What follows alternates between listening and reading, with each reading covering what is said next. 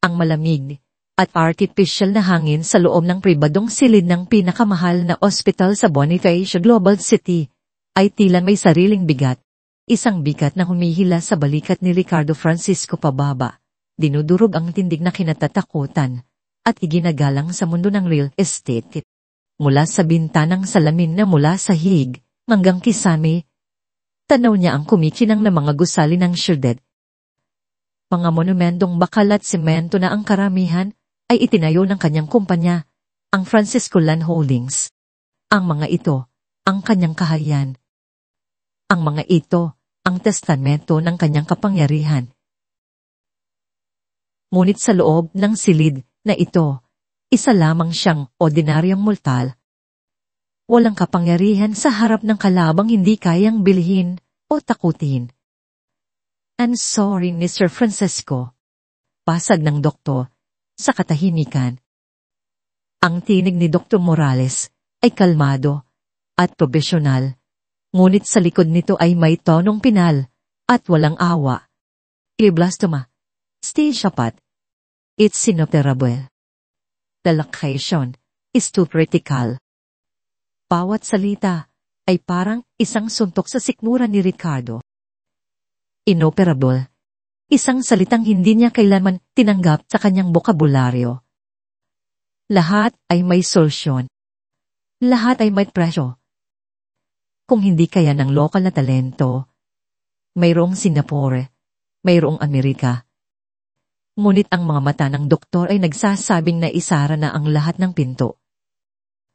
"We consulted with specialists in Johns Hopkins." Dagdag pa ng doktor na tila nahulaan ang iniisip niya. "They confirmed our findings. Any attempt at surgery would be catastrophic." Hindi umimik si Ricardo. Ang kanyang mga kamay na sanay pumirma sa mga kontratang nagkaahalaga ng bilyon, ay nakakuyo sa kanyang gilid. Ang mga kuko ay bumaon sa kanyang palad. Nakatitig lamang siya sa kanyang 8 taong gulang na anak na si Mia, na payapang natutulog sa malaking kama. Ang balat nito ay maputla. Ang dating masiglang mga pisngi ay bahagyang humpak.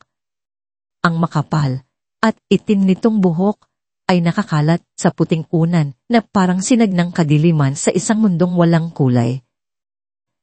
Si Mia, ang kanyang ihisang anak, ang kanyang tanging kahinaan, ang tanging bagay na mas mahalaga pa kaysa sa kanyang imperyo. What are the options?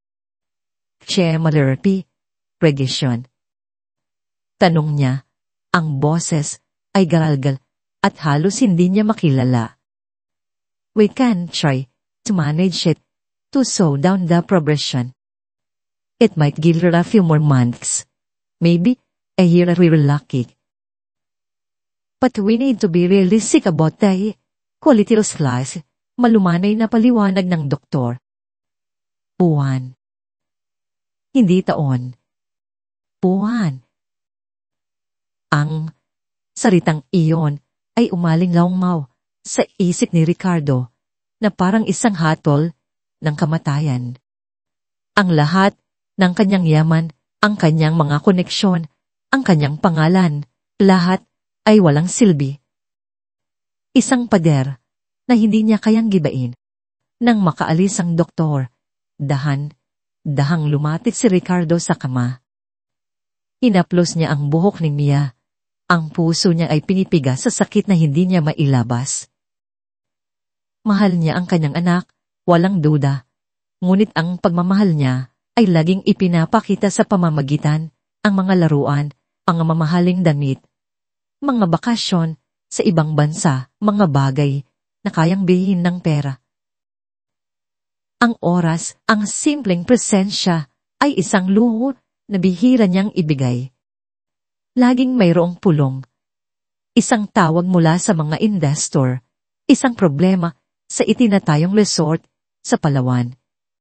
Ang nanlalamig na karangyaan ng kanilang penthouse ang sumalubong sa kanilang pag-uwi. Ang bawat sulok ay sumisigaw ng yaman. mga painting ng mga pambansang alagad ng sining, mga muebles, na gawa sa Italia, isang malawak na tanawin ng syudad.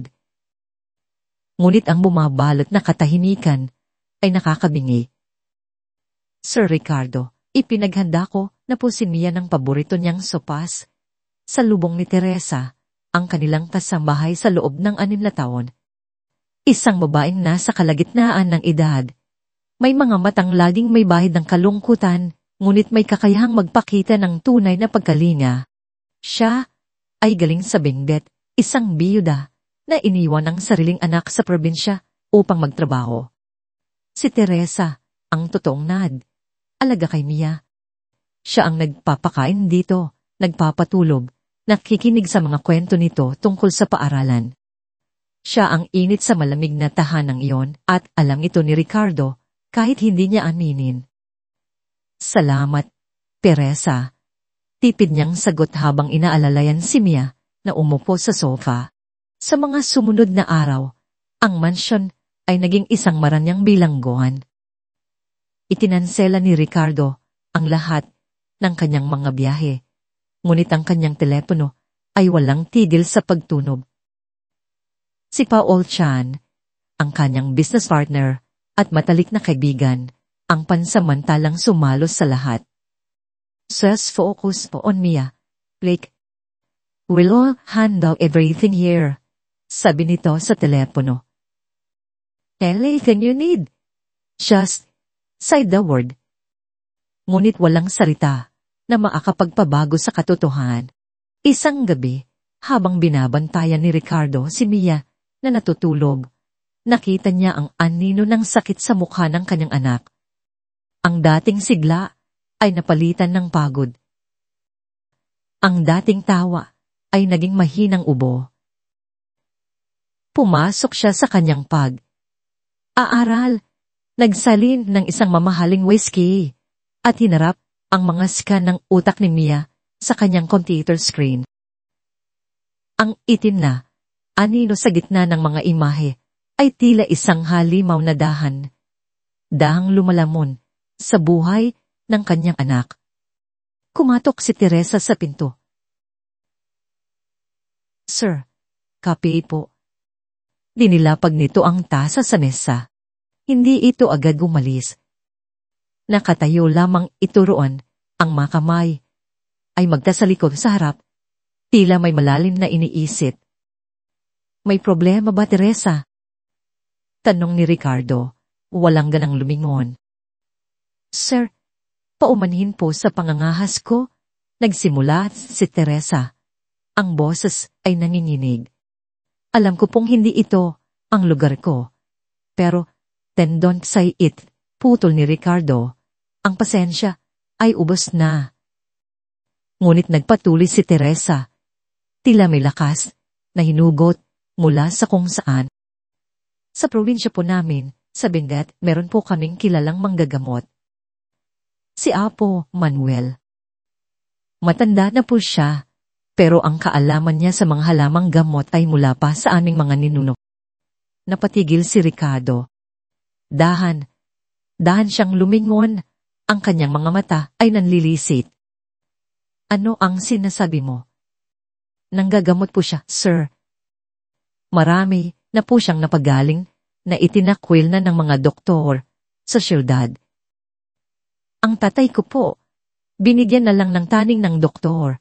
Pero binagaling siya ni Apo Manuel. Isang mapaklang tawa ang kumawala sa lalamunan ni Ricardo. Isang tawa na puno ng insulto. Isang albularyo. Iyan ang solusyon mo, Teresa. Pagkatapos kung kausapin ang pinakamagagaling na espesyalista sa buong mundo, iaalok mo sa akin ang isang mangkukulam mula sa bundok. Hindi po siya mangkukulan, sir. Tumahimik ka. Dumagundong ang boses ni Ricardo sa loob ng silid. Tumayo siya. Ang kanyang anyo ay tila mas dambuhala dahil sa galit. Lumapit siya kay Teresa. Bawat hakbang ay mabigat. 6 na taon kang nagtatrabaho sa akin. 6 na taon kitang pinapakain, binibigyan ng dissenting sahod. At ito ang igaganti mo sa akin. Ang insulto'y ng talino ko sa pamamagitan ng mga pamahiin ng mga probinsyano.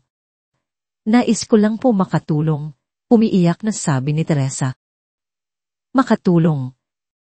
Dinukot ni Ricardo ang kanyang pitaka, kumuha ng isang makapal na bungkos ng pera at walang awang ipinukol ito sa dibdib ni Teresa. Tumong-tumunong.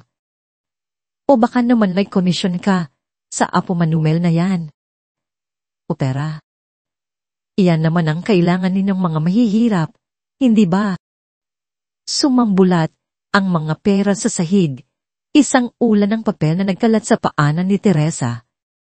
Nanigas siya sa kanyang kinatatayuan.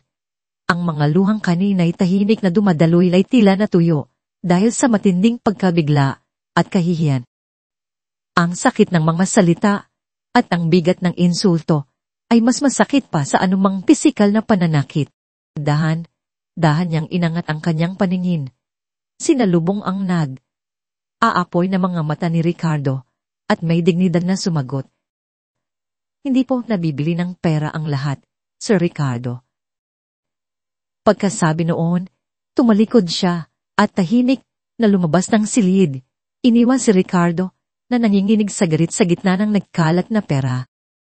Naiwan si Ricardo sa katahimikan, ang kanyang paghinga ay malalim at mabilis. Nagsalin siya ulit ng whiskey.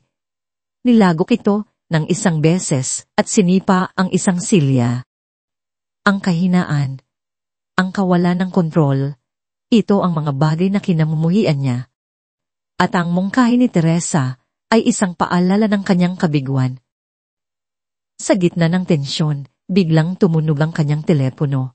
Isang matinis na tunog na tila pumunit sa katahimikan. Nakarehistro sa screen ang pangalan ng ospital. Isang malamig na kaba ang gumapang sa kanyang dibdib. Mas malamig pa kaysa sa yelo sa kanyang baso. Sinagot niya ito. Ang kamay ay bahagyang nanginginig. Hindi niya narinig ang eksaktong mga salita ng nurse sa kabilang linya. Ang tanging pumasok sa kanyang isip ay ang dalawang salita na nagpabagsak sa kanyang mundo sa pangalawang pagkakataon sa loob lamang ng ilang linggo. Caesar po siya. Nabitiwan ni Ricardo ang telepono. Tumagsak ito sa mamahaling Persian carpet. Ang kanyang galit ay biglang naglaho, napalitan ng dalisan na takot. Tumakbo siya palabas ng silid, nilagpasan ang nagkalat na pera sa sahig na hindi man lang tinapunan ng tingin. Ang tanging nasa isip ay ang kanyang anak. Ang kanyang iisang anak na dahang binabawi sa kanya ng tadhana. Papa, mamamatay na po ba ako? Ang tanong ay kasing talim ng bubob. Simple, ngunit may kakayahang durugin ang natitirang tibay sa puso ni Ricardo. Galing ito sa mga labi ng kanyang anak, na si Mia, nakadigising lang mula sa panlalabo ng isip na dulot ng atake. Ang mga mata nito na dati puno ng ningning at kuryosidad ay ngaya'y malungkot at may bakas ng pagkaunawa, isang pagkaunawa na hindi dapat taglay ng isang 8 taong gulang na bata. Nasa ospital pa rin sila sa pinakamagandang suite. Ang amoy ng antiseptic ay pilit tinatabunan ng mga bulaklak na ipinadala ng mga kasamahan niya sa negosyo, ngunit ang amoy ng sakit ay mas matapang. Hindi, anak. Hindi. Sagot ni Ricardo. Ang boses ay basag. Hinawakan niya ang maliit na kamay ni Mia. Naramdaman ang panlalamig nito sa kabila ng kumot. Kagaling ka! Gagawin ni Papa ang lahat. Isang kasinungalingan.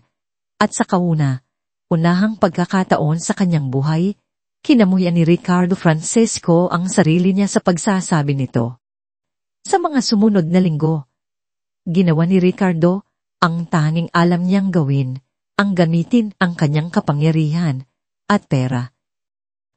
Ang mga medical record ni Mia ay ipinadala sa mga pinakamahuhusay na ospital sa mundo. Ang mga gabi niya ay ginugol sa mga video call kasama ang mga oncologist mula sa Singapore, mga neurosurgeon mula sa Germany, mga mananaliksik mula sa Estados Unidos. Ang kanyang penthouse ay naging isang war room at ang kalaban ay ang mga selula sa loob ng utak ng kanyang sariling anak. Ang sagot ay laging pareho, nakabalot lamang sa iba't ibang wika at mas magagalang na salita. The tumors, aggressionless, unpresented. The risk is out. Any experimental procedure for outweigh the potential benefits. We can only recommend palliative care. Ang pader ay hindi lang mataas. Ito ay gawa sa bakal na hindi kayang tibagin. Si Paotyan ay laging nasa tabi niya. Isang anino ng suporta. Huwag kang mag-alala sa kumpanya, pare. Ako na ang bahala. Ang mahalaga ay si Mia, sabi nito. Tinatatik ang kanyang balika. Ngunit sa mamang mata ni Paul, sa panakaw na sulyap nito sa kanyang mamahaling lelo habang si Ricardo ay nakikipag. Usap sa mga doktor, mayroong isang kislap na hindi kayang itago. Isang kislap ng pagkalkula, ang oportunidad. Isang gabing muulan, ang kalagayan ni Mia ay lalong lumubha. Ang mga gamot na pampakalma, kahit ang pinakamalakas na morphine, ay tila hindi na tumatalab. Umiyak ito, nang mahina, hawak ang kanyang ulo. Ang mga salitang masakit, masakit ay paulit. Ulit na parang punyal sa dibdib ni Ricardo. Walang magawa ang mga pribadong nurse. Walang magawa si Ricardo. Ang bilyonaryo, ang hari ng real estate, ay isang pulubi sa harap ng sakit. Nakatayo siya sa gitna ng malawak na sala, napapaligiran ng mga obra maestra at mamahaling palamuti, ngunit pakiramdam niya ay nasa isang saldang walang bintana. Ang pera sa kanyang mga bangko ay naging mumurahing papel lamang. Sa gitna ng kanyang paghihinagpis, lumabas siya ng silid ni Mia para kumuha ng tubig. Sa isang sulok ng pasilyo malapit sa kusina, naaninag niya si Teresa. Nakaluhod ito sa sahig sa harap ng isang maliit na imahan ng Birheng Maria na nakasandal sa pader. Mayroon itong hawak na rosaryo. Ang mga labi ay tahimik na bumubulong ng panalangin. Ang kanyang debosyon ay tahimik, malalim, at kasing dindi ng ulan sa labas. Napatigil si Ricardo. Pinanood niya ang babaeng minsan niyang ininsulto. Ang babaeng ang taning inaalok ay isang bagay na hindi niya maintindihan, ang pananampalataya. Nang matapos si Teresa, dahan itong tumayo. Nagulat ito nang makita si Ricardo na nakatayo roon, ang mukha ay gusot sa pagod at dalamhati. Yumuko ito, akmang aalis, ngunit pinigilan siya ng boses ni Ricardo. Teresa. Huminto siya, ngunit hindi lumingon. Ang tatay mo, nagsimula si Ricardo, hilap na hilap isa tinig ang mga salita. Paano? Paano siya gumaling? Umarap si Teresa. Ang kanyang mga mata ay malungkot, ngunit walang bahid ng panunumbat. Malakas na magsasaka ang tatay ko, sir. Pero isang araw, bigla na lang siyang nanghina. Sinabi ng mga doktor sa Baguio, may kung anong sakit, daw sa dugo na unting kumakain sa kanyang lakas. Pinigyan na lang siya ng ilang buwan. Nagpatuloy siya, ang boses ay payapa. Dinala namin siya kay Apo, Manulal. Hindi siya humingi ng tara. Tiningnan niya lang si Itay, inamoy ang kanyang balat. Tiningnan ang kanyang dila. Pagkatapos ay pumasok siya sa gubat. Pumalik siyang may dalang mga ugat, mga dahon, at balat ng puno na hindi namin kilala. Sa loob ng isang linggo, iyon lamang ipinainom at ipinahid sa kanya. Ang lagnat niya ay lumabas. Nagsuka siya ng itin. Akala namin katapusan na niya. Mayroong tislap na lumitaw sa mga mata ni Teresa. Pero kinaumagahan, uningi siya ng kanin. At makaipas ang isang buwan, aararo na ulit siya sa bukid. Nabuhay pa siya ng 10 taon. Ang kwento ay simple, walang bahid ng pagyayabang. Isang simpleng salaysay ng isang milagrong nasaksiyan. Nanatiling ay himig si Ricardo. Ang isip niyang sanay sa lohika, sa mga numero, sa mga kompletong ebidensya, ay naguguluhan. Pamahiin. Kwentong kutsero.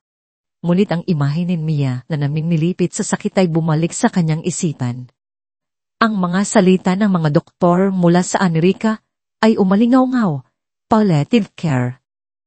Lahat ng pader na itinayo niya sa paligid ng kanyang sarili, ang kanyang yaman, ang kanyang pride, ang kanyang pagiging moderno, ay unting gumuho. Sa harap niya ay si Teresa, isang ordinalong kasambahay. Ngunit sa mga sandaling iyon, siya ang may hawak ng tanging susi na hindi niya mabili, isang susi na gawa sa asa. Dahan, sa 1 kilo sa kailanman ay hindi niya inakalang gagawin. Lumakad si Ricardo papalapit kay Teresa. Ang kanyang mga tuhod na sanay lamang lumuhod sa harap ng mga pinakamakapangyarihang tao sa Asya ay nanghina. Ang kanyang katawan na laging tumit at puno ng awtoridad ay yumuko. Sa malamig na marmol na sahig ng kanyang maranyang penthouse, lumuhod si Ricardo Francesco sa harap ng kanyang kasambahay. Ibinaba niya ang kanyang ulo, ang bigat ng kanyang kabiguan at desperasyon ay dumagan sa kanyang balikat. Teresa, ang kanyang boses ay isang pakiusap, basag at puno ng pagsuko. Tulungan mo ako. Napatakip ng bibig si Teresa. Ang mga mata ay nanlaki sa pagkabigla. Pakiusap, halos pabulong na sabi ni Ricardo, ang kanyang noo ay halos sumayad na sa sahig. Iligtas mo ang anak ko. Ang mundo ay tila huminto para kay Teresa. Ang kanyang amo, ang lalaking parang Diyos sa tore nito, ay nakaluhod sa kanyang paanan. Sa isang iglap, nawala ang lahat ng pader sa pagitan nila. Mayroon lamang isang ama na nagmamakaawa para sa buhay ng kanyang anak. Bago ba man siya makasagot, biglang vibrate ang kanyang lumang cellphone sa bulsa ng kanyang duster. Isang matinis na tunog na tila gumising sa kanilang dalawa mula sa panaginip. Kinuha niya ito. Ang kamay ay nanginginig pa rin. Isang text message mula sa kanyang kapatid na si Lorna sa bingit. Nanginig ang mga kamay ni Teresa habang binabasa ang mensahe. Ang pag-asa para sa isang pamilya ay hawak niya sa isang kamay. Ngunit sa kabilang kamay, ang kanyang sariling pamilya ay humihingi ng saklolo. Ate, umalis si Angel. Pumunta ng Maynila para hanapin ka. May problema raw siyang sasabihin, apurahan. Ang karanaan ng isang irim na German, engineered sedan ay napalitan ng alob at ingay ng isang luma at lumang pick-up truck. Ang malambot na katad na upuan ay naging mainit na veneer na dumidikit sa balat. Ang malamig na aircon ay naging haning naghahatid ng alikabok at usok ng Maynila. Para kay Ricardo Francesco ang bawat kilometro paalis sa kanyang kaharian sa Bonifacio Global City ay isang uri ng pagpapahirap. Siya mismo ang nagmamaneho. Ang kanyang mga kamay na sanay lamang sa manibela ng mga mamahaling sasakyan ay mahigpit na nakakapit. Ang mga ugat ay lumilitaw. Nakasuot siya ng simpleng polo shirt na hindi niya kailanman isusuot sa isang pulong, ngunit ngayon ay basang. Basa na ng pawis. Ang bawat lubak sa kalsada ay isang personal na insulto Isang paalala ng kanyang kawalan ng kontrol. Sa tabi niya, tahimik si Teresa. Ang babaeng dati yumuyuko sa kanyang presensya ay ngayoy nakatingin sa daan ng may katiyakan. Dito sa labas ng kanilang mansyon, ang mga papel nila ay nagkapalit. Siya ang gabay, siya ang may alam. Sa likuran, nakahiga si Mia sa isang kutsyon na inilatag ni Teresa, manipis at mahina. Nakatingin ito sa labas ng bintana, pinagmamasdan ng dahan ng pagbabago ng tanawin. Ang mga dambuhalang gusali ay napalitan ng mga gusgusing bahay. Ang mga malalawak na kalsada ay naging mas sisikip na iskinita. Papa, saan po tayo pupunta? Tanong ni Mia. Ang boses ay bahagyang naririnig sa ingay ng makina. Sa isang lugar, kung saan gagaling ka, anak, sagot ni Ricardo. Pilit na pinapakalma ang sarili. Isang espesyal na lugar. Habang tinatahak nila ang North Luzon Expressway, kunting humupa ang bigat ng syudad. Ang halimaw na semento ay napalitan ng malalawak na bukirin ng Tarlac at Pangasinan. Ngunit nang magsimula silang umakyat sa paanan ng Cordillera, doon, punay na nagbago ang mundo. Ang daan ay nagsimulang umikot na parang ahas paakyat sa bundok. Ang mainit na hangin ay napalitan ng malamig na simoy na may dalang amoy ng mga puno ng pino at lupa. Ang makapal na hamog ay nagsimulang bumalot sa kanila. Natila sila ay pumapasok sa isang ibang dimensyon. Dito po tayo sa kanan, Sir, turo ni Teresa. Sa isang makitid na daan na halos hindi mapansin, isang hiwa sa gilid ng bundok. Hindi ito sementado. Isa itong daan ng lupa at bato. Sigurado ka ba rito? Aalangang tanong ni Ricardo habang mainat na inililiko ang sasakyan. Gumagaralgal ang pickup habang dumadaan sa mga malalaking bato at lubak. Ang bawat metro ay isang pakikipaglaban. Pagkatapos ng halos kalahating oras na tila walang katapusang pag-alog at pag-akyat, itinuro ni Teresa ang isang maliit na patag na lupa sa gitna ng mga puno. Nandito na po tayo. Titinigil ni Ricardo ang sasakyan at tumingin. Ang kanyang nakita ay hindi isang kubo, kundi isang bahay na gawa sa bato at makapal na kahoy. Tila ito ay bahagi na mismo ng bundok. May usok na lumalabas sa chimney nito.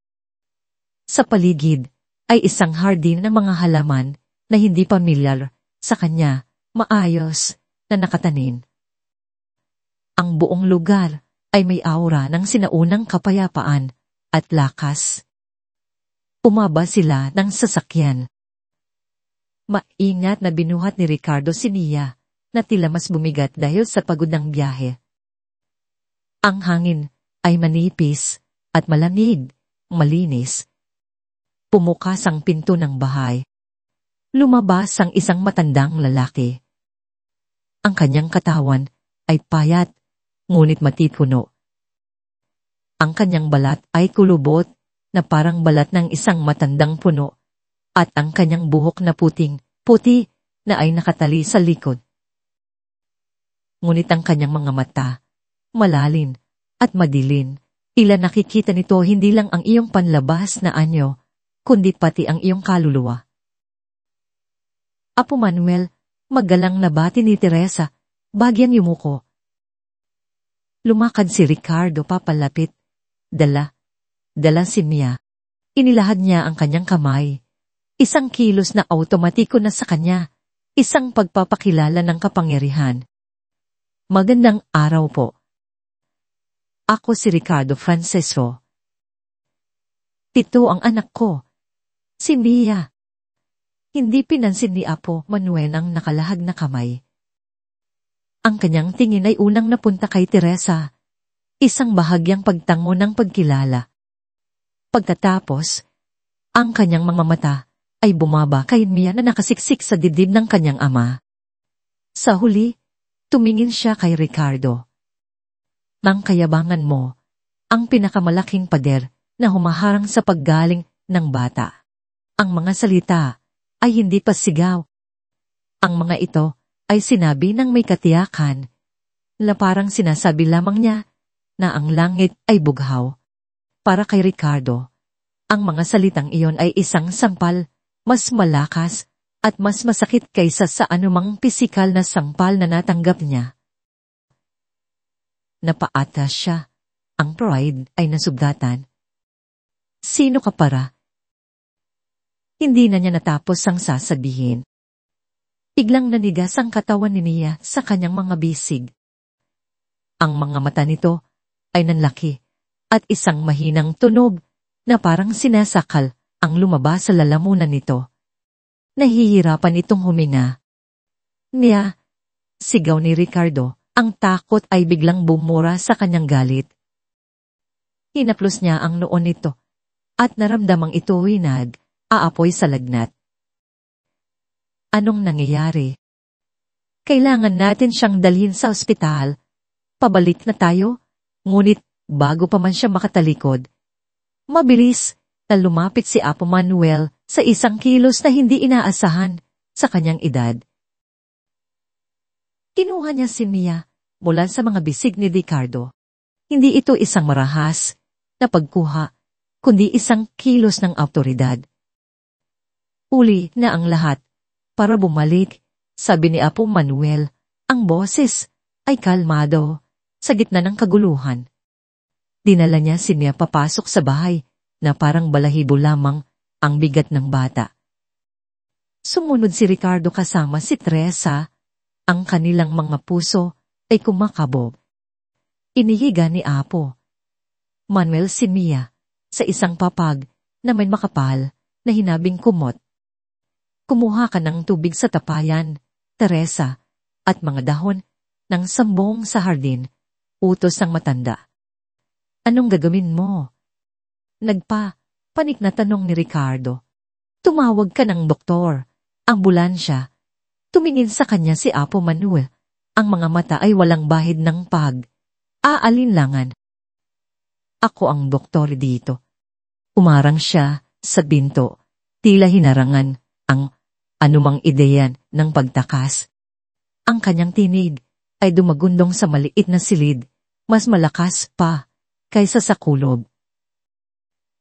Hindi na siya maaaring bumalik. Mula ngayon, mamumuhay kayo sa ilalim ng batas ng bundok na ito. Walang telepono, walang koneksyon sa labas. Dito, ang tanging batas na susundin ninyo ay ang batas ng lupa at ng buhay. Ang unang sinag ng aral na tumagos sa maliit na bintana ay hindi naghatid ng anumang init kundi isang malamig na paalala kay Ricardo kung nasaan siya. Hindi ito ang malambot na sinal na sinasala ng mga mamahaling kortina sa kanyang penthouse, kundi isang matalas na liwanag na gumising sa kanya. Mula sa mababaw na pagkakatulog sa isang upo ang gawa sa kahoy, napabalikwas siya.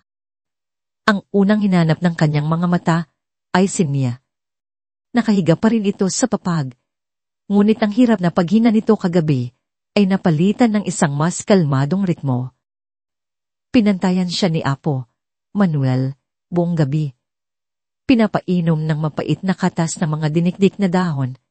Pinupunasan ng maligangam na tubig na may kung anong halamang nakababad. Tumayo si Ricardo, nananakit ang buong katawan. Lumabas siya ng silid at naabutan si Apo Manuel sa labas, sa tabi ng isang siga, nagpapakulo ng tubig sa isang itim na kaldero. Ang hangin ay napakalamig at ang hamog ay makapal pa. Kumusta na siya? Tanong ni Ricardo. Ang boses ay taos. Nakalagpas siya sa unang pagsubok, sagot ng matanda. Hindi man lang siya tinitingnan. Ngayon, ang iyong pagsubok naman ang magsisimula. Itinuro ni Apo Manuel ang isang lumang tapayan at isang bulb. Kumuha ka ng tubig sa bukal. At pagkatapos, magsibak ka ng kahoy. Mauubos na ang panggatong.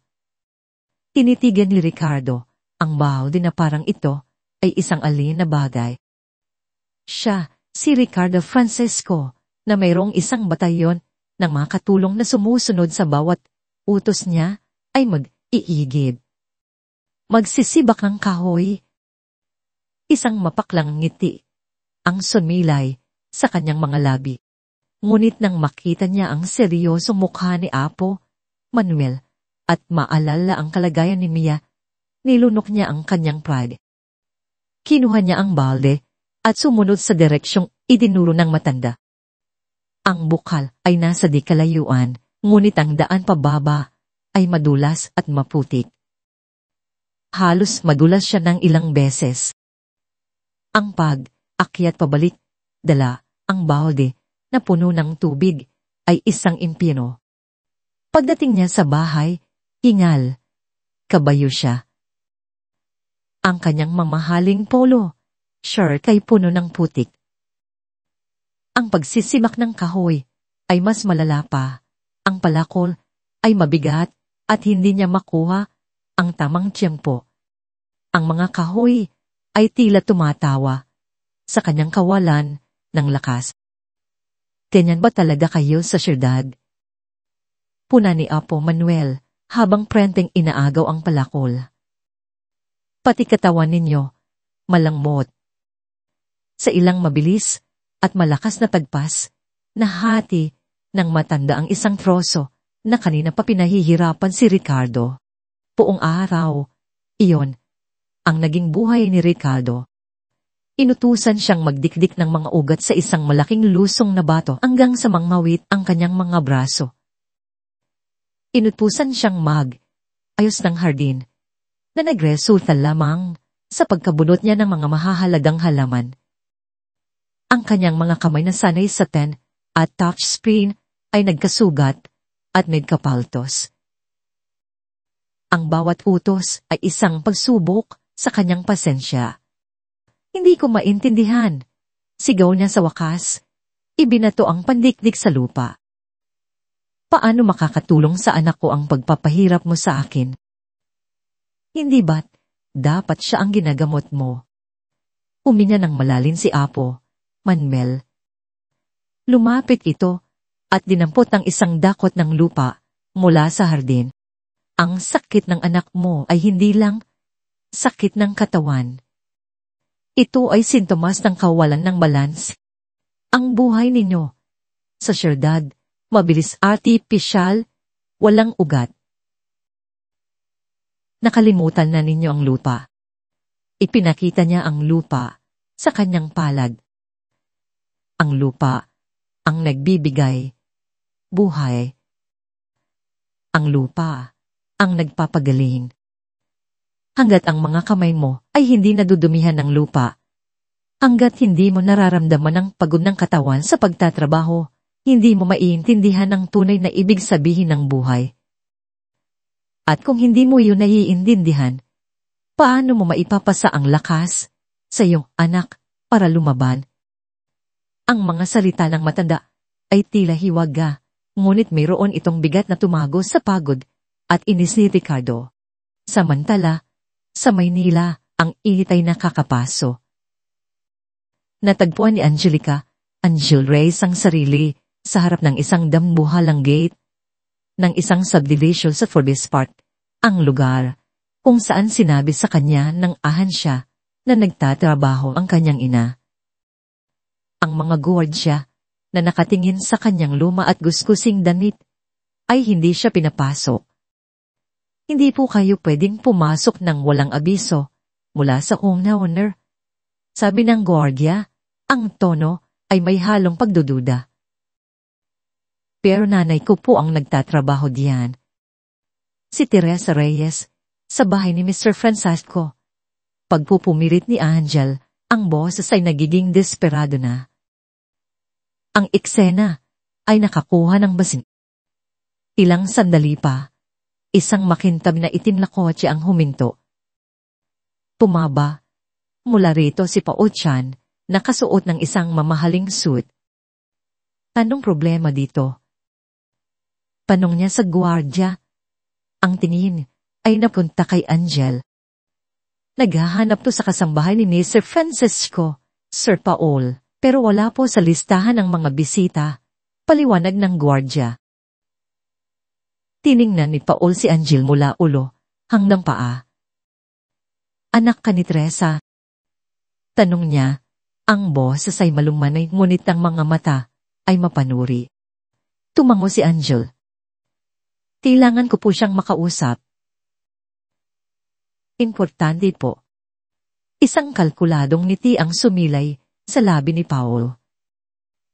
Wala ang nanay mo dito, at wala rin si Ricardo. Umalis sila. May dinalang, may sakit. Ibinaba niya ang kanyang boses na tila aalala. Halika, sumama ka muna sa akin. Baka matulungan kita. Mukhang pagod ka na. Dala ng pagod at kawalan ng pag-asa. Sumama si Angel. Dinala siya ni Paul sa isang coffee shop. Binilhan ng pagkain. Sa likod ng kanyang magkukunwaring awa, sinimulan niyang magtanong, saan sila nagpunta? Alam mo ba? Umiling si Angel. Hindi po. Basta sabi lang ng tiyahin ko, umalis si nanay kasama ang amo niya. Ang sabi ko lang po, importante. Kailangan ko siyang makita. Bakit? Anong problema? Tanong ulit ni Paul, mas direkta na ngayon. Atubili si Angel. Ngunit ang pagod at ang bigat ng kanyang problema ay bumigay. Puntis po ako. Ang mga mata ni Paul ay bahagyang nanlaki. Isang piraso ng impormasyon na hindi niya inaasahan, ngunit maaaring maging pakinabang. Kawawa ka naman at iniwan ka ng nanay mo sa ganitong sitwasyon. Ang mga salita ni Paul ay tila lason na pumatak sa isang bukas na sugat. Tumango si Angel, ang mga luha ay nagsimulang mamuo sa kanyang mga mata. Gabi na sa bundok. Ang katahimikan ay binabasag lamang ng uni ng mga kuliglig. Nakaupo si Ricardo sa tabi ni Mia. Pinupunasan ng noon nito. Pahagyang bumaba ang lagnat nito, ngunit mahina pa rin.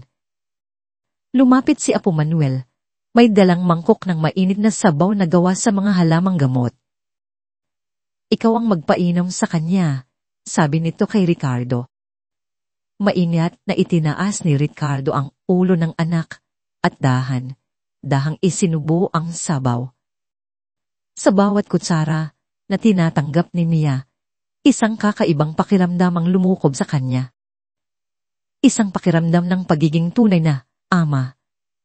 Hindi lang isang tagapundo ng mga pangangailangan. Nang matapos, muling nagsalita si Apo Manuel. Hindi ko siya kayang pagalingin kung ang puso mo ay puno pa rin ng galit at pagdududa. Nag-angat ng tingin si Ricardo. Ginagawa ko ang lahat ng pinapagawa mo. Ang katawan mo, oo, pagtatama ng matanda. Pero ang isip at kaluluwa mo, nasa Maynila pa rin. Iniisip mo ang iyong negosyo. Sinusumpa mo ako sa iyong isitan. Tinatawag mo itong kalokohan. Natigilan si Ricardo. Totoo ang lahat ng sinabi ng matanda. Kung gusto mong gumaling ang anak mo, kailangan mo munang pagalingin ang sarili mo. Ricardo Francesco, sabi ni Apo Manuel. Sa unang pagkakataon ay tinawag siya sa kanyang pangalan. Biglang bumuhos ng isang malakas na ulan. Tumagundong ang kulob. Sa gitna ng kadiliman ng gabi, nagkaroon ng matinding pagtatalo sa pagitan ng dalawang lalaki. Wala kang alam sa mundo ko, sigaw ni Ricardo. May mga responsibilidad ako, isang imperyo na babagsak kung wala ako. At ano ang silbi ng imperyong yan kung mawawala ang prinsesa mo? Kanti ni Apo Manuel, ang boses ay kasing lakas ng kulob. Gusto mong umuwi? Sige, umuwi ka. Pero iwanan mo ang bata. Hindi ko siya iiwan. Kung gayon, iwanan mo ang dating ikaw. Hamon ni Apo Manuel. Tinalikuran niya si Ricardo at tumingin kay Mia na natutulog. Kung aalis ka ngayon, pipirmahan mo ang kanyang hatol ng kamatayan. Ang mga salita ay tumama kay Ricardo na parang kidlat. Tumingin siya sa kanyang anak. Pagkatapos ay sa pintuan kung saan ang ulan ay malayang bumubuhos, na tila aalok ng daan para takasan ang lahat. Ngunit alam niyang hindi na siya makakatakas. Nakakulong na siya, hindi sa bahay na bato, kundi sa pagmamahal niya para sa kanyang anak. Sa gitna ng ulan, sa puso ng bundok, isang tawag sa telepono ang pinakawalan ni Teresa. Nakahanap siya ng isang maliit na lugar kung saan mayroong mahinang signal. Tinawagan niya ang kapatid. Lorna, kumusta si Angel? Nanginginig niyang tanong. Ate, umiiyak ang kapatid sa kabilang linya. Hindi namin siya mahanap. Pero ang sabi ng kaibigan niya, buntis daw si Angel. At ang tatay, iniwan siya. Nabitiwan ni Teresa ang telepono. Napasandal siya sa isang puno. Ang lakas ay tila hinigop mula sa kanyang katawan. Ang ulan ay bumuhos sa kanya. Ngunit hindi niya ito naramdaman. Ang tanging nararamdaman niya ay ang bigat ng kanyang pagkukulang bilang isang ina. Isang bagong umaga ang dumating. Ngunit hindi nito dala ang liwanag ng araw. Ang langit sa kabundukan ay kulay tabo, mabigat at nagbabanta. Ang hangin ay humihip ng may kakaibang lakas. Sa radyong baterya ni Apo Manuel, isang daragal na boses ang anunsyo isang malakas na bagyo. Signal number 3, ang inaasahang tatama sa Hilagang Luzon sa loob ng ilang oras. Si Teresa, na hindi natulog buong gabi dahil sa balitang natanggap, ay lumapit kay Apo Manuel. Ang kanyang mukha ay larawan ng pagkabalisa. Apo, kailangan ko pong umuwi. Sabi niya, ang boses ay halos pakiusap. Kailangan ako ng anak ko. Tinitigan siya ng matanda. Ang mga mata ay puno ng pagpunawa. Ang isang ina ay dapat nasa tabi ng kanyang anak sa oras ng pangangailangan. Sabi nito, hindi kita pipigilan, ngunit ang biyahe pababa ay magiging mapanganib. Kahit na po. Susuungin ko, determinadong sagot ni Teresa. Aalalang tumingin si Ricardo sa kanya. Teresa, paano si Mia? Ang tanong ay hindi isang utos, kundi isang amin ng kanyang sariling kawalan ng kakayahan. Sa loob ng ilang araw na iyon, si Teresa pa rin ang kanyang naging sanigan. Sir, sabi ni Teresa, sa unang pagkakataon ay tiningnan niya si Ricardo ng diretsyo sa mata, hindi bilang amo kundi bilang kapwa magulang. Kayo na po ang bahala sa kanya. Ama niya kayo. Ang mga salitang iyon ay tumama kay Ricardo. Ama niya kayo. Isang simpleng katotohanan na sa loob ng maraming taon ay tila nakalimutan niyang gampanan ng buo. Tumango siya, isang mabagal na pagtango ng pagtanggap sa isang responsibilidad na hindi na niya maaaring ipasa sa iba. Sa kabila ng pagtutol ni Ricardo na mapanganib, ipinaghanda ni Apo Manuel si Teresa ng kaunting baon. Bago ito umalis, niyakap nito si Mia na bahagyang mula. Pabalik si Tita Teresa, ha? Bulong nito. Pagkatapos ay humarap ito kay Ricardo. Sir, ang pinakamahalagang gamot ay nasa puso ng isang ama. At sa mga salitang yon, sinuong niya ang papalakas na hangin at nagsimulang maglakad pababa ng bundok, isang maliit na anino laban sa nagngangalit na kalikasan. Naiwan si Ricardo, si Apo Manuel, at si Mia. Ang responsibilidad ay nakapatong na ngayon ang buo sa kanyang mga balikat. Ang bagyo ay dumating ng walang awa. Ang mahinang ambon ay naging isang bugso ng ulan nang humahampas sa mga bintana na parang mga batong ipinupukol. Ang hangin ay umuungol, isang mabangis na hayop na gustong pumasok. Ang mga sanga ng puno ay kumakalusko sa bubong, lumilika ng nakakakilabot na tunog. Sa loob ng bahay, tila nakikipagsabayan ang katawan ni Mia sa bagyo sa labas. Ang lagnat nito ay muling tumaas, mas mataas kaysa dati. Nagsimula itong manginig nang walang tigil sa ilalim ng makapal na kumot. Isang matinding sakit ng ulo ang umatake at si Mia ay nagsimulang umiyak. Hindi na isang mahinang iyak, kundi isang sigaw ng purong paghihirap. Apo, anong nangyayari? Sigaw ni Ricardo, ang puso ay dinadaga sa takot. Si Apo Manuel, na kalmadong nagdidikdik ng mga ugat sa isang sulok, ay lumapit.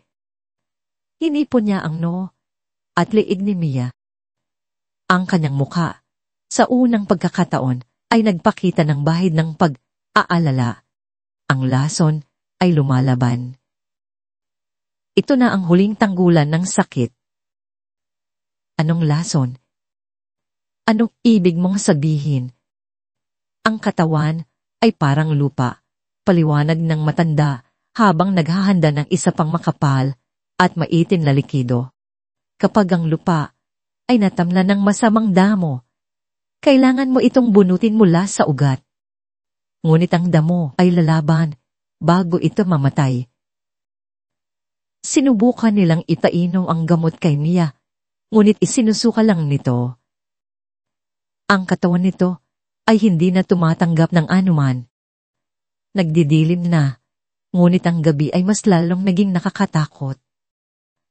Nawala ng kuryente mula sa maliit na generator ni Apo Manuel. Angingi ang liwanag mula sa apoy sa fireplace at ilang kandila ang nagbibigay liwanag sa kanilang kinaroroonan, lumilikha ng mga gumagalaw na anino sa pader na tila mga moto. Ang krisis ni Mia ay kumabot sa sukman. Nagsimula siyang magdeliryo. Ang sakit ng ulo ko. Sigaw nito pagkatapos ay biglang tatahimik at titingin sa isang sulok ng silid. Sino ka? Bakit mo ako kinukuha? Niyakap ni Ricardo ang kanyang anak. Nanginginig sa takot. Walang kumukuha sa'yo, anak. Si Papa ito. Ngunit si Mia ay nasa ibang mundo na ayoko sumama. Gusto ko kay Papa.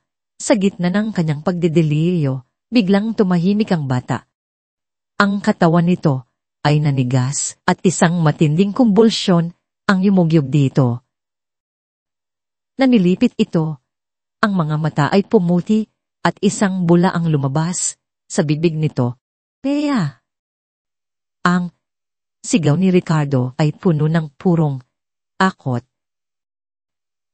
Sa sandaling iyon, ang lahat ng aral ni Apo Manuel, ang lahat ng kanyang natutunan tungkol sa pagpapakumbaba, ay naglaho na parang bula. Ang tanging nakikita niya ay ang kanyang anak na aagaw, buhay. Hindi ko na kaya to. Sigaw niya, ang luha at ulan ay tila iisa sa kanyang muka. Habang tinitingnan niya ang bintana, binalot niya si Mia sa pinakamakapal na kumot. Pinuhat niya ito.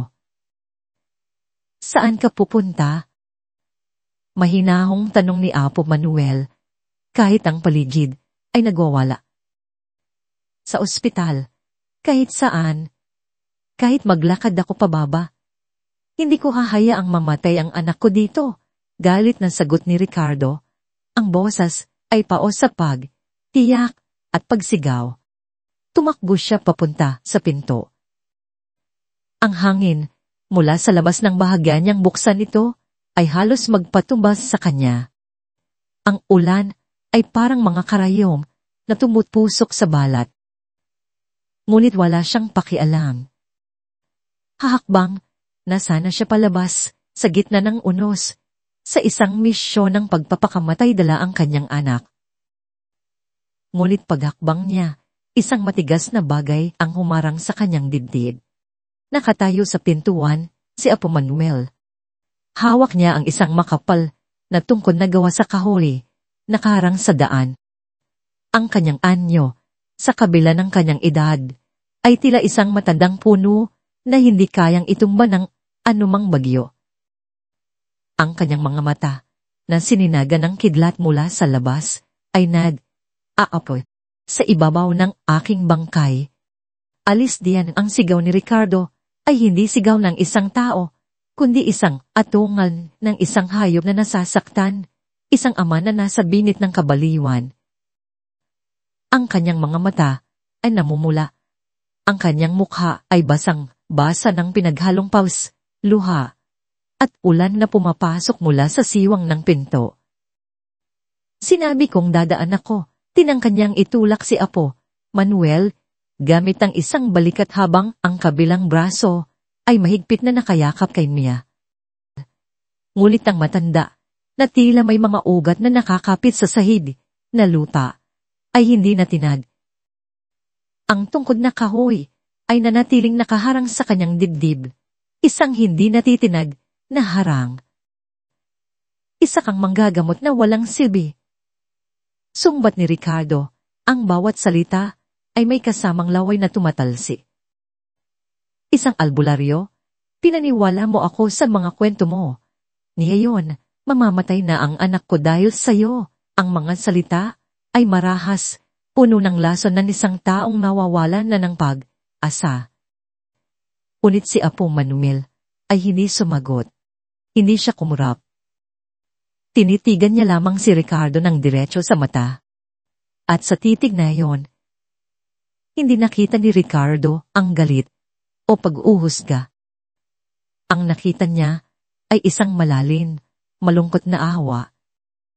Ang katahimikan ng matanda ay mas lalong nagpaalab sa galit ni Ricardo.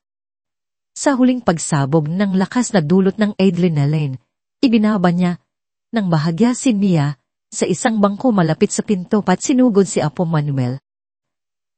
Hinawakan niya ang kwelyo ng simple nitong damit at itinulak ito sa pader na bato. Gawin mo ang trabaho mo.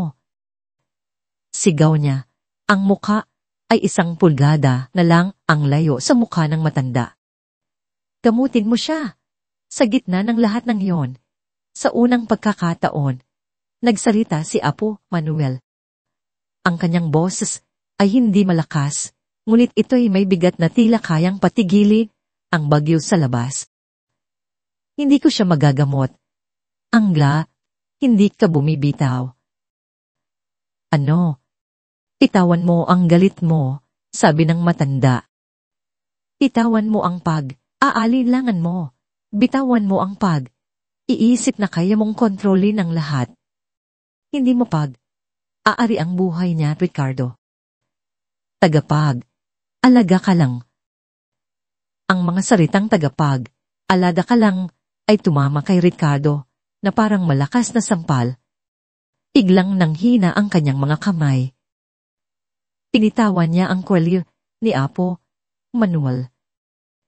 Napaatras, napatingin sa kanyang anak na naminilipit pa rin sa bangko, at pagkatapos ay sa kanyang sariling mga kamay na nanginginig. Ang umaga, pagkatapos ng bagyo, ay may dalang isang uri ng sagradong katahimikan. Ang hangin ay malinis at sariwa na may amoy ng basang lupa at mga dahon ng pino. Ang kalangitan na hinugasan ng ulan ay may isang malinaw na asul na kulay na tila abot kamay. Sa loob ng bahay na bato, si Ricardo ay hindi natulog. Magdamag niyang binantayan si Mia. Ang kanyang kamay ay hindi bumibitaw sa maliit na kamay nito. Bawat paghinga ay kanyang pinakikinggan na parang musika. Nang imulat ni Mia ang kanyang mga mata, wala na ang lagnat, wala na ang pagdideliryo. Ang kanyang tingin ay malinaw. At sa unang pagkakataon sa loob ng maraming linggo, mayroon itong kislap ng dating sigla. Tumingin siya sa kanyang ama, na ang mukha ay gusot sa pagod. Ngunit ang mga mata ay puno ng walang hanggang pagmamahal. Isang salita lamang ang lumabas sa kanyang mga labi. Isang salita na tunog ng isang milagro sa pandinig ni Ricardo. Papa, gutom na po ako. Ang mga luha na hindi naubos kada binay muling bumalong sa mga mata ni Ricardo. Ngunit ngayon, ang mga ito ay luha ng pasasalamat. Halos hindi siya makapagsalita. Tumango lamang siya at, sa unang pagkakataon, isang tunay na ngiti, isang ngiting umabot sa kanyang mga mata, ang sumilay sa kanyang mukha. Magbilis siyang tumayo at naghanda. Sa ilalim ng mapagmasid na tingin ni Apo Manuel, kinuha ni Ricardo ang mga sangkap para sa espesyal na lugaw na itinuro sa kanya. Ang kanyang mga kilos na dati, asiwa at kuno ng pagkainis, ay ngayon tiyak at may layunin. Isinalang niya ang palayok, hinalo ito, nang may pag-iingat, dinurog ang mga tamang daon, at tiniyak na tama ang init. Hindi na ito isang gawain na uutos sa kanya. Ito ay isang ritual ng pagmamahal. Maingat niyang isinubo ang unang kutsara sa kanyang anak. Tinikman ito ni Mia. Mapait pa rin po, sabi nito. Bahagyang kumunot ang noo, pero masarap na. Ang mga sumunod na araw ay tila isang panaginip. Ang paggaling ni Mia ay mabilis at gilalas. Mula sa upo sa kama, sinubukan niyang tumayo at pagkatapos ay humakbang. Sa pagtatapos ng linggo, kaya na niyang lakad sa hardin ni Apo Manuel, ang kanyang mga pisngi ay nagsisimula ng magkaroon muli ng kulay. Tinuturuan siya ng matanda ng mga pangalan ng halaman at si Ricardo ay nakaupo lamang sa isang tabi. Pinapanood sila. Ang puso ay puno ng kapayapaan na hindi niya kailanman naramdaman sa buong buhay niya. Natuto si Ricardo na mamuhay sa ritmo ng bundok. Ang kanyang araw ay nagsisimula sa pagsikat ng araw at nagtatapos sa paglubog nito. Ang kanyang mga kamay ay nagkakakalyo, ngunit ang mga ito ay mga kalyo ng tagumpay. Natuto siyang kilalanin ng tunog ng iba-ibang ibon. Natuto siyang makinig, hindi lamang sa mga salita, kundi sa katahimikan. Isang hapon, habang naglalaro si Mia ng paghabol sa mga paro, lumapit si Apo Manuel kay Ricardo. Ang mga bagong binhi ay tumutubo na, sabi ng matanda. Nakatingin sa dalawa. Hindi ko alam kung paano kayo pasasalamatan, taos, kusong sabi ni Ricardo. Huwag mo akong pasalamatan, sagot ni Apo Manuel. Pasalamatan mo ang lupa. Pasalamatan mo ang lakas na nasa loob ng anak mo, at pasalamatan mo ang iyong sarili dahil natuto kang bumitaw. Ngunit sa kabila ng kapayapaan, sa isang tahimik na sulok ng kanyang isipan, mayroong isang anino na nananatili, ang anino ng mundo na kanyang iniwan, ang kanyang kumpanya, ang kanyang mga responsibilidad. Isang gabi, habang mahimbing na natutulog si Mia, hindi na napigilan ni Ricardo ang sarili. Alam niyang labag ito sa utos ni Apo Manuel, ngunit kailangan niyang malaman. Dahan siyang pumasok sa silid kung saan nakatago ang kanyang mga gamit. Kinuha niya ang kanyang cellphone. Sa loob ng halos 2 linggo, ito ay isang walang silbing piraso ng metal at salamin. Ngayon, sa pagpindot niya ng power button, tila bubuksan niya ang isang pinto pabalik sa isang buhay na halos nakalimutan na niya. Nang bumukas ang screen para itong isang pagsabog, daang notification ng pumasok, mga email, missed calls, text messages. Ang ina ng digital na mundo ay isang malupit na sangpal sa katahimikan ng bundok. Karamihan ay galing kay Paul Shan. Ang iba ay mula sa mga abogado at board members. Ngunit isang mensahe ang nakaagaw ng kanyang pansin. Galing ito kay Leo, ang kanyang pinagkakatiwalaan at matagal ng executive assistant. Ang mensahe ay maikli at kagyat, Sir Rick. Emergency. Pilit na binibenta ni Sir Paul ang shares ng kumpanya sa isang Chinese competitor. Gumagamit siya ng mga peking dokumento. Sinasamantala niya ang pagkawala ninyo. Kailangan ninyong bumalik. Ingat po.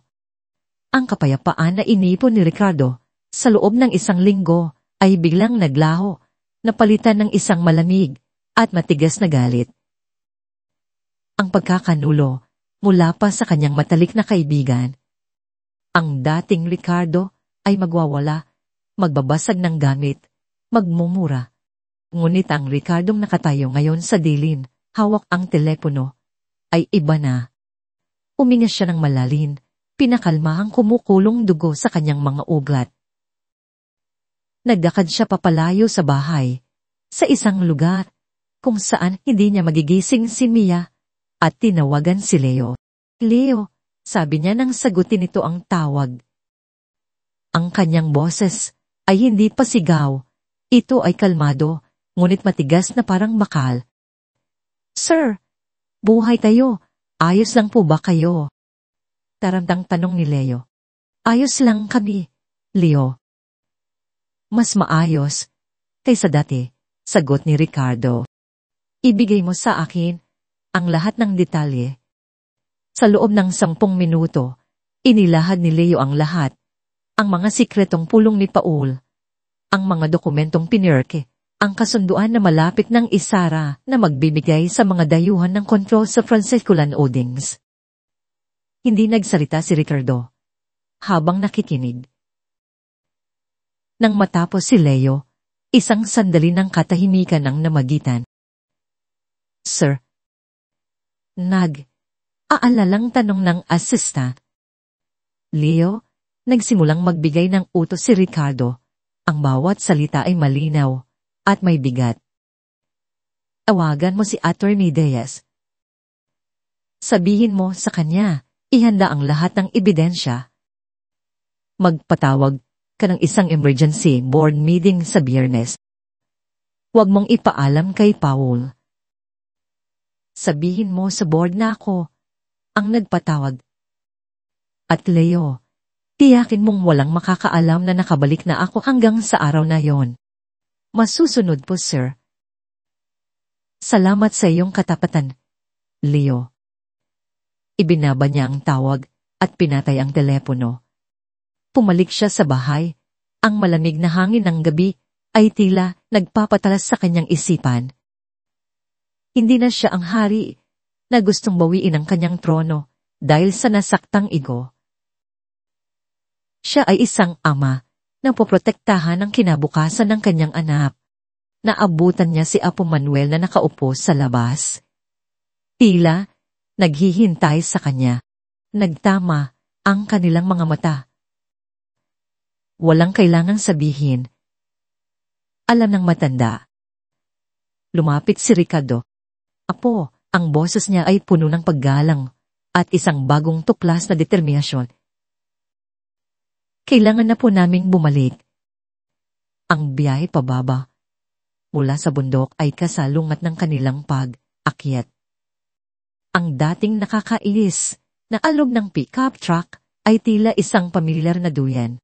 Ang alikabok sa daan ay hindi na isang iritasyon, kundi isang paalala ng lupang nagpagaling sa kanila. Habang unti-unting lumalayo ang bahay, Nabato ni Apo Manuel. Si Mia, na nakaupo na ngayon sa tabi ng kanyang ama, ay kumaway hanggang sa ito'y maging isang maliit na tuldok na lamang. Pabalik po tayo, Papa, di ba? Tanong ni Mia. Oo, anak. Sagot ni Ricardo, isang kamay sa manibela, ang isa hinahaplos ang buhok ng bata. Tayo ang babalik, pero hindi na sila ang babalikan natin.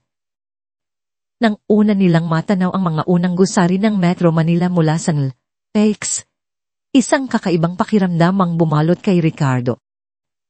Dati, ang skyline na ito ay simbolo ng kanyang tagumpay, isang tanawin na nagpapalaki ng kanyang ego. Ngayon, para itong isang konkretong gubat, maingay, magulo, at malayo sa kapayapaan na kanyang natagpuan. Para siyang isang dayuhan sa sarili niyang kaharian. Hindi sila umuwi sa kanilang penthouse sa Big. Iyon ay isang lugar na puno ng multo ng sakit at kalungkutan. Sa halip, sa ilalim ng mga sikretong aayos ni Leo, dumiretso sila sa isang hindi gaanong kilalang serviced apartment sa Rockwell. Malinis, moderno, ngunit simple. Walang mga mamahaling painting, walang mga empleyadong naghihintay. Sila lang dalawa. Papa, bakit po dito tayo? Tanong ni Mia, habang nililibot ng tingin ng bagong lugar. Tayo dito, sisimulan natin ang lahat. Sagot ni Ricardo, ibinababa ang kanilang iilang gamit. Ang sumunod na 2 araw ay isang bagay na hindi kailanman naranasan ni Mia sa buong buhay niya, ang buong atensyon ng kanyang ama. Walang mga business call na sumisira sa kanilang usapan. Walang mga email na kailangang sagutin niya. Naglaro sila ng board game sa sahig. Nagbasa sila ng mga libro ng malakas. Nagluto si Ricardo, isang simpleng sinigang na natutunan niya mula kay Teresa na, kahit hindi perpekto, ay ang pinakamasarap na pagkain na tikman ni Mia.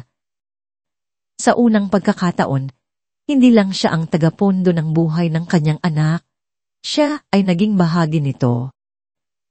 Sa kabilang dako ng syudad, ang buhay ay nagpapatuloy para sa mga taong iniwan nila. Sa isang maliit ngunit maaliwalas na apartment sa Quezon City, sinisimulan ni Teresa ang sarili niyang bagong kabanata. Kasama ang kanyang kapatid na si Lorna, pinaplano nila ang uwi sa Benguet. Sa tabi nila, tahimik na nakaupo si Angel. Hinihimas ang kanyang tiyan na bahagya ng umuumbok. Ang galit sa kanyang mga mata ay napalitan ng isang mahinahong pagtanggap. Sigurado ka na ba dito? Te? Tanong ni Lorna. Iiwan mo na ang Maynila. Oo, sagot ni Teresa, ang boses ay matatag. Tuon bang pamilya natin? Tuon natin palalakihin ang apo ko. Magsisimula ako ulit. Marami akong natutunan kay Apo Manuel. Gagamitin ko yon para makatulong. Paano si Sir Ricardo? Isang malungkot na ngiti ang sumilay sa labi ni Teresa. Sana ay nasa mabuti silang kalagayan. Sana ay natulungan sila ng bundok, tulad ng pagtulong nito sa akin na mahanap ang daan pauwi. Hindi niya alam na sa parehong sandali, si Ricardo ay nakikipag-usap sa telepono kay Leo, tinatanong ang kalagayan niya. Leo, hanapin mo si Teresa Reyes, utos ni Ricardo. Alamin mo kung nasaan siya at kung ano ang kalagayan niya. Tiyakin mong hindi siya naghihirap. Utang ko sa kanya ang buhay ng anak ko. Fairness, ang araw ng paghuhusga. Ang boardroom ng Francesco Lana Holdings ay nasa floor, isang silid na gawa sa salamin at bakal na nag-aalok ng isang nakakalulang tanawin ng buong syudad. Ang mahabang mesa na gawa sa mahogany ay napapaligiran ng mga miyembro ng board Mga makapangyarihang lalaki at babae na ang bawat desisyon ay nagkakahalaga ng bilyon. Sa dulo ng mesa, nakaupo si Pao-chan. Ang kanyang tindig ay puno ng kumpiyansa. Ito na ang araw ng kanyang koronasyon. Si Ricardo ay nawawala. Malamang ay nagtatago dahil sa mga problemang legal na siya mismo ang nagtanin. Ang kasunduan sa mga Chinese investor ay nakalatag na. Ang kailangan na lang ay ang formal na boto. As you can see, gentlemen, nagsimula si Paul, ang boses ay malambing, ngunit puno ng kasinungalingan. Test the list, our only way forward. Sa pagkawala ni Ricardo, ang kumpanya ay nanganganin. This is a lifeline. Mayroong ilang aalinlangan sa mga miyembro, ngunit ang bigat ng sitwasyon ay pumapabor kay Paul. Nagsimula na ang botohan. All in favor. Habang itataas na sana ng karamihan ng kanilang mga kamay, isang malakas na tunog ang bumasag sa tensyon. Ang dalawang malalaking pinto ng boardroom ay bumukas ng sabay. Ang lahat ng ulo ay napalingon. Nakatayo sa pintuan si Ricardo Francisco. Ngunit hindi ito ang Ricardo na kilala nila. Ang dating laging nakasuot ng mamahaling suit at mayabang na tindig ay napalitan ng isang lalaking nakasuot ng simpleng pantalon at itim na polo shirt. Ang kanyang buhok ay medyo mahaba. Mayroon siyang ilang araw ng balbas. Ngunit ang pinakamalaking pagbabago ay nasa kanyang mga mata. Wala na ang dating arogansya. Napalitan ito ng isang matigas at malinaw na kalmadong hindi pa nila nakikita dati. At sa kanyang mga baraso, guhat niya ang kanyang anak na si Nia. Ang buong silid ay napuno ng nakabibinging katahimikan. Ang mga miyembro ng board ay napangama. Ang panulat ay nahulog mula sa kamay ng isang sekretarya. Ngunit ang reaksyon ni Pao-chan ay higit pa sa pagkabila.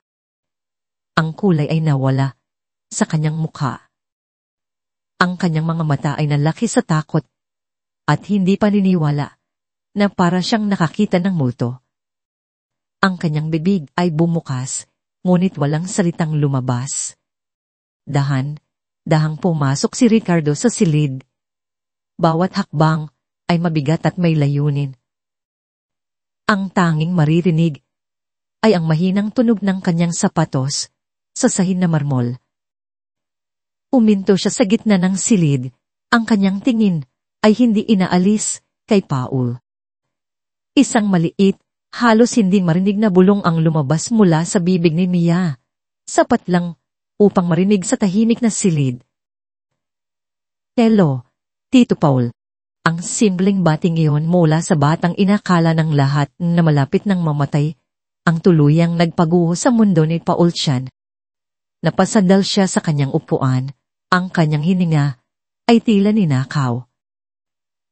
Tumingin si Ricardo sa paligid, sa mga naguguluhang mukha ng board. Pasensya na kung nahuli ako, sabi niya. Ang boses ay kalmadong ngunit may bigat na parang bakal. Mayroon lang kaming inaasikaso ng anak ko. Ngayon, maaari na ba nating simula ng totoong pulong? Ang katahimikan sa boardroom ay halos pwedeng hiwain ng kutsilyo. Inilapag ni Ricardo si Mia sa isang bakanting upuan sa tabi niya. Inabutan ito ng isang maliit na coloring book at Crayola na kinuha niya mula sa isang bag. Isang eksenang napaka-ordinaryo, ngunit lobhang kakatwa sa gitna ng isang corporate bato. Papa, pwede ko po bang drawing si Apo Manuel? Bulong ni Mia. Oo naman, anak. Drawing mo siyang may malaking ngiti, sagot ni Ricardo. Inaplos ang buhok nito bago muling ibinaling ang kanyang tingin sa mga taong nakapaligid sa mesa. Si Pao-chan ay tila isang estatwang gawa sa yelo, nakatitig, hindi makapaniwala. Ang kanyang pinagplanuhang kudeta ay gumuho sa isang iglap. Ricardo, paano? Iyon lamang ang salitang nagawa niyang isatinig. Ang boses ay naninginig. Hindi siya sinagot ni Ricardo. Sa halip, nagsalita ito sa buong board. Magandang umaga sa inyong lahat. Marahil ay nagtataka kayo kung saan ako nanggaling. Ang sagot ay simple. Inilayo ko ang aking anak upang iligtas ang kanyang buhay. Tumingin siya kay Mia na masayang nagkukulay na ngayon, oblivious sa tensyon sa paligid. At tulad ng nakikita ninyo, sa awa ng Diyos at sa tulong ng mga taong may mabuting puso, siya ay gumagaling. Isang alon ng bulungan ang kumalat sa silid. Ngunit habang abala ako sa pagiging ama, nagpatuloy si Ricardo. Ang kanyang boses ay muling tumigas. Ang kanyang mga mata ay muling bumalik kay Paul. Mayroong isang ahas sa ating hardin na abala sa pagtatanim ng lason. Isang senyas mula kay Ricardo. Pumasok si Leo kasama si Attorney Deles, bit-bit ang isang tumpok ng mga dokumento. Isang ipinamahagi ang mga ito sa bawat miyembro ng board. Nasa harap ninyo, sabi ni Ricardo, ang ebidensya ng sistematikong pandaraya, pamimikin ng mga pirma, at pagtatangkang ibenta ang kumpanyang ito sa ilalim ng inyong mga ilong. Hindi na niya kailangang magpaliwanag pa. Ang mga dokumento ay nagsasalita para sa kanilang sarili, mga peking medical report na nagsasabing si Ricardo ay mentally unstable, mga peking sulat na nagbibigay ng autorisasyon kay Paul, mga email trail sa pagitan niya at ng mga Chinese investor. Ang bawat pahina na binubuklat ng mga miyembro ng board ay isa pang pakos sa kabaong ni Paul Chan. Ang kanyang mukha ay namumutla. Ang pawis ay tumutulo sa kanyang noo. Hindi totoo yan. Pagtatangka niyang depensa. Gawa lang yan ni Ricardo para sirain ako, ngunit walang naniwala. Ang ebidensya ay hindi matitinag. At ang presensya ni Ricardo, kalmado, malakas, at may hawak na hindi maikakailang katotohanan, ay mas mabigat kaysa sa anumang kasinungalingan. Tapos ka na, Paul. Sabi ni Ricardo, ang tono ay hindi nagalit, kundi pagod at puno ng panghihinayang. Isang miyembro ng board, isang matandang lalaki na matagal nang kasama ni Ricardo, ang tumayo. Dapat nating tawagan ang mga pulis. This is corporate fraud of the highest level. Ang lahat ay ayon. Ngunit itinaas ni Ricardo ang kanyang kamay. Hindi. Ang lahat ay napatingin sa kanya, naguguluhan. Hindi natin tatawagan ang mga pulis, sabi ni Ricardo. Lumakad siya papalapit kay Paul, na ngayon ay nakayuko na sa mesa, talunan. Sa loob ng 20 taon, tinuring kitang kapatid. Kumain ka sa aking tahanan. Nilaro mo ang aking anak. Ang ginawa mo, hindi ito kayang bayaran ng anumang kulungan. Inilapag ni Ricardo ang isang huling dokumento sa harap ni Paul, isang resignation letter at isang kasunduan sa paglilipat ng lahat ang kanyang shares pabalik sa kumpanya. Pirmahan mo yan, utos ni Ricardo. At pagkatapos, umalis ka. Umalis ka sa kumpanyang ito, sa syudad na ito, sa buhay namin. Huwag ka nang magpapakita pa. Ito ang awa na ibinibigay ko sa'yo. Isang bagay na ipinagkait mo sa akin. Nanginginig ang mga kamay ni Paul habang inaabot ang panulat. Alam niyang ito na ang katapusan. Sa ilalim ng mga mapanuring mata ng lahat, pinirmahan niya ang kanyang pagsuko. Nang walang init, tumayo siya at Parang isang multo, tumabas ng boardroom ang kanyang dating kaharian. Nang maisara ang pinto, isang malalim na hininga ang pinakawalan ng lahat. Nagpalakpakan ng mga miyembro ng board. "Welcome back, Ricardo." Ngunit hindi kumiti si Ricardo. Tumingin siya sa labas ng bintana, sa syudad, na muntik nang mawala sa kanya. Natuklasan niyang wala na itong dating pang akit. Kinahapunan, isang lumang taxi ang huminto sa harap ng isang simpleng apartment building sa Quezon City. Pumaba si Ricardo.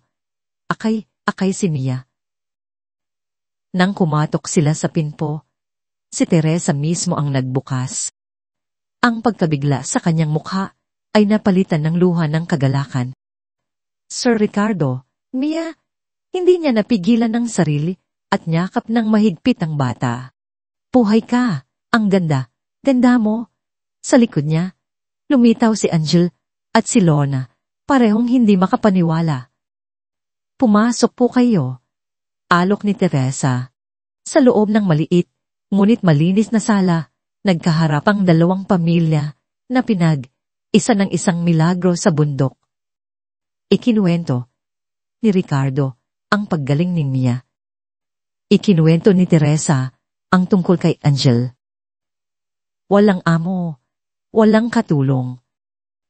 Mayroon lamang dalawang magulang na nagpapasalamat. "Teresa," sabi ni Ricardo, ang kanyang boses ay seryoso. "Hindi ko kayang bayaran ang ginawa mo, pero gusto kong subukan." Kinuha niya ang isang brown envelope mula sa kanyang bag at inilapag ito sa mesa. "Tumili ako ng isang lupain sa Benguet. Isang malaking lupain, malapit sa lugar ni Apo Manuel." Naguguluhang tumingin si Teresa. "Itatayo ko ang Mia Foundation," pagpapatuloy ni Ricardo. "Isang pundasyon na nakatuon sa pag-aaral, pag-iinat, at paggamit ng tradisyonal na medisina. Gagawa tayo ng isang malaking hardin ng mga halamang gamot, isang maliit na klinika para sa mga nangangailangan, at isang sentro ng pag-aaral kung saan maaaring magturo si Apo Manuel." Ang kanyang mga mata ay nagningning sa isang bagong layunin. "Hindi ko kailangan ng isa pang skyscraper.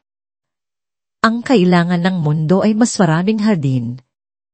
Tumingin siya ng diretso kay Teresa. "At gusto kong ikaw ang mamahala nito. Ikaw ang magiging direktor. Ikaw ang may alam. Ikaw ang may puso." Hindi makapagsalita si Teresa. Ang mga luhang kanina'y nasa kanyang mga mata ay tuluyan ng bumuhos. Si Angel, na nakikinig sa isang sulok, ay lumapit at niyakap ang kanyang ina. "Kunin mo na, Nay," bulong ni Angel. "Ito na yon, ang simula natin." Ngumiti si Ricardo. "Mayroon kang sahod, siyempre, at isang bahay na itatayo sa lupain na yon, para sa'yo, kay Angel, at sa iyong apo." Tumingin siya kay Angel. "At para sa'yo, Angel, ang pundasyon, ang magpapaaral sa'yo, anumang kurso, ang gusto mo, para sa kinabukasan mo at ng iyong anak." Sa sandaling iyon, sa isang simpleng sala sa Quezon City, ang lahat ng sakit at pagkukulang ay tila naghilom. Ang dalawang pamilya na mula sa magkaibang mundo ay nagsanid. Tiningnan niya si Angel, na ngayon ay nakangiti na sa gitna ng pag-iyak. "Magiging tita na po ba ako?" Tumawa si Angel, isang tunay na tawa sa unang pagkakataon, sa loob ng mahabang panahon. "Oo, at ikaw ang magiging paborito niyang tita." Tumingin si Teresa kay Ricardo. Ang kanyang puso ay puno ng utang na loob na hindi masukat. "Salamat." Iyon lamang ang salitang lumabas sa kanya, ngunit sapat na ito. Umiling si Ricardo. "Hindi. Ako ang dapat magpasalamat. Ang pagsusulit ay tapos na, hindi sa boardroom, kundi sa silid na yon. At ang hatol ay hindi paghihiganti, kundi pag-asa. Makalipas ang 6 na buwan, ang hangin sa bindet ay may dalang amoy ng mga bulaklak ng pino at sariwang lupa. Sa isang malawak na lupain, na dati isang tigang na dalisdis lamang, ngayon ay may isang hardin na puno ng buhay. Libong uri na halamang gamot ang nakatanim sa maayos ang mga plot. Bawat isa ay may maliit na panandang kahoy. Sa gitna ng hardin, nakatayo ang isang simpleng gusali na gawa sa kahoy at bato na may malalaking bintana na nagpapasok sa liwanag ng araw, ang bagong tayong Mia Foundation Community Health and Wellness Center. Sa labas, sa ilalim ng lili ng isang malaking puno, may isang maliit na pagtitipon. Walang mga politiko, walang media. Isang simpleng pasasalamat lamang. Si Teresa, na hindi na nakasuot ng uniforme ng kasambahay, kundi isang magandang hinabing damit ng mga igorot, ang siyang nagsasalita sa harap ng isang maliit na grupo ng mga katutubo at mga unang empleyado ng pundasyon. Ang kanyang tindig ay may awtoridad at kumpiyansa, ngunit ang kanyang mga mata ay nananatiling mapagkumbaba. Siya, na ngayon, si Directress Teresa, isang iginagalang na leader sa kanilang komunidad. Sa isang tabi, nakaupo si Ricardo sa isang bangkong kahoy. Hindi siya ang sentro ng atensyon at mas gusto niya iyon. Nakasuot lamang siya ng maong at isang simpleng kamiseta. Sa tabi niya, si Mia, na masiga at malusog, ay abala sa paglalaro sa damo. Ang kanyang buhok na dating nalagas ay mahaba na ulit at makintab. Ang mga pinakahuling resulta ng kanyang siskan ay ikinagulat ng mga doktor sa Maynila. Ang tumor, bagamat naroon pa rin, ay hindi na lumalaki. Ito ay calcified. Namuo na parang isang peklat na bato. Isang hindi aktibong bantayog ng isang laban na naipanalo na. Hindi kalayuan, si Angel naman ay nakikipagtawanan sa ilang kabataang boluntaryo. Ang kanyang tiyan ay malaki na, malapit ng manganak. Ang bigat sa kanyang mga balikat ay napalitan ng isang masayang pananabik. Nakapasa na siya sa entrance exam ng isang universidad sa Baguio, kukuha ng kursong social work, sponsored ng pundasyon. Nang matapos ang maikling seremonya, naglapitan ng mga tao. Ngunit ang pinaka-espesyal na bisita ay kararating lang. Si Apo Manuel, na bihilang bumaba mula sa kanyang tahanan sa mas mataas na bahagi ng bundok, ay naglakad papalapit, nakasandal sa kanyang tungkod. Siya ang nagsisibing punong tagapayo ng pundasyon, ibinabahagi ang kanyang sinaunang kaalaman sa isang bagong henerasyon ng mga manggagamot. Ang mga binhi mo ay namumunga na, Ricardo. Bati ng matanda. Ngumiti si Ricardo. Mga binhi ninyo, Apo. Tagapag. Alagal lang ako. Nagtawanan sila. Isang tunog na sumasalamin sa kanilang kakaibang pagkakaibigan. Lumapit si Mia at niyakap ang binti ni Apo Manuel. Apo, tignan niyo po, kaya ko na pong tumakbo ng mabilis. At para patunayan ito, tumakbo siya paikot sa kanila. Ang kanyang tawa ay sumasabay sa ihip ng hangin. Pinanood sila ni Ricardo, ang kanyang puso ay puno ng isang damdamin na mas matimbang pa sa lahat ng pera sa kanyang bangko. Tinupad niya ang kanyang salita. Ibinenta niya ang karamihan sa kanyang shares sa Francisco Lana Holdings. Nananatili siyang miyembro ng board, ngunit bilang isang silent partner na lamang. Ang kanyang penthouse ay naibenda na. Nakatira na lang sila ni Mia sa isang mas maliit ngunit mas komportabeng kondominyo sa Maynila.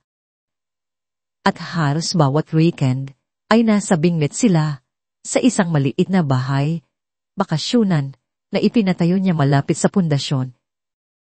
Ang kanyang buhay ay hindi na umiikot sa pagpapalago ng isang imperyo, kundi sa pag-aalaga ng isang hardin at pagpapalakin ng kanyang anak. Lumapit si Teresa, may dalang 2 tasa ng mainit na tsa na gawa sa mga halaman mula sa kanilang hardin. Para sa inyo, alok niya. Salamat, Tess, sabi ni Ricardo. Umupo si Teresa sa tabi niya at sabay nilang pinanood ang papalubog na araw sa likod ng mga mabundok ng Cordillera. Naalala mo ba? Nagsimula si Teresa. Noong una kitang sinabihan, tungkol kay Apo Manuel, tinawag mo itong pamahiin. Napangiti si Ricardo. Marami akong sinabing katangahan noon. Hindi katangahan, pagtatama ni Teresa. Takot kang mawala ng kontrol. At tama ka, sabi ni Ricardo. Nawala nga sa akin ang kontrol. At iyon pala ang pinakamagandang nangyari sa buhay ko. Sa gitna ng kanilang pag-uusap, biglang napatayo si Angel. Nay, parang napahawak siya sa kanyang tiyan. Nagkatinginan sina Teresa at Ricardo. Isang ngiti ang sumilay sa kanilang mga labi. Ang bagong simula ay literal na magsisimula na. Ilang oras ang lumipas sa maliit na klinika ng pundasyon. Isang malakas na iyak ng sanggol ang bumasag sa katahimikan ng gabi. Isang malusob na batang lalaki ang isilang. Sa labas ng silid, naghihintay si Ricardo at si Mia. Nang lumabas ang nurse, ngumiti ito. Congratulations, Lolo, na po kayo sa turing. Pumasok sila. Si Angel ay nakahiga, pagod, ngunit masaya. Sa kanyang mga bisig, ang kanyang anak. Inabot ni Teresa ang sanggol kay Mia. Gusto mo siyang kargahin. Maingat na inilagay ni Teresa ang sanggol sa mga bisig ni Mia na nakaupo. Nanlaki ang mga mata ni Mia sa pagkamangha, nakatingin sa maliit na nilalang na payapang natutulog. Ano pong pangalan niya? Tanong ni Mia. Tumingin si Angel kay Ricardo. Pagkatapos ay kay Teresa at sa huli kay Apo Manuel na tahimik na nakatayo sa isang sulok. Mateo, sagot ni Angel. Mateo po ang pangalan niya. Tumingin si Ricardo sa eksenang nasa harap niya. Si Mia, ang kanyang milagro. Karga, ang isang bagong buhay na pinangalan ng Mateo na nasa tabi ni Angel, ang anak ni Teresa, ang babaeng nagligtas sa kanila. Ang lahat ay konektado. Ang lahat ay isang bilog. Ang sakit, ang pagkakanulo, ang desperasyon, lahat ng iyon ay tila isang malayong panaginip. Ang mga yon ang bagyo na kinailangan nilang suungin upang makarating sa palapang umagang ito. Lumabas si Ricardo sa klinika at huminga ng malalim, nilanghap ang malamig na hangin ng bundok. Tumingala siya sa kalangitan na puno ng libong bituin, mas maliwanag kaysa sa anumang ilaw sa syudad. Hindi niya pinagaling si Mia.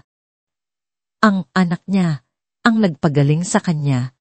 Ang kanyang tunay na yaman ay hindi ang mga gusaling itinayo niya na umabot sa langit, kundi ang mga ugat na sa wakas ay natagpuan niya sa lupa.